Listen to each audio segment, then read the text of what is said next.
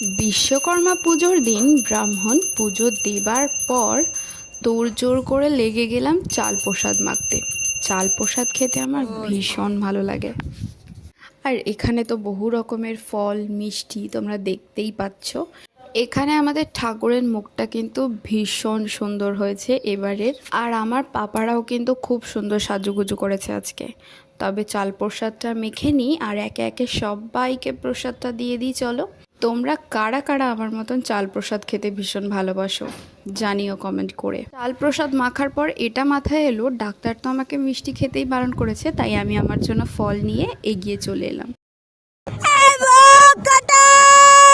গলার আওয়াজটা শুনে বুঝতেই পারছো যে ওটা আমার ভয়েস। আমরা একটা ঘুড়িকে দিয়ে 4টে ঘুড়ি কেটেছি। তারপর কাকার বাড়ি চলে গেলাম।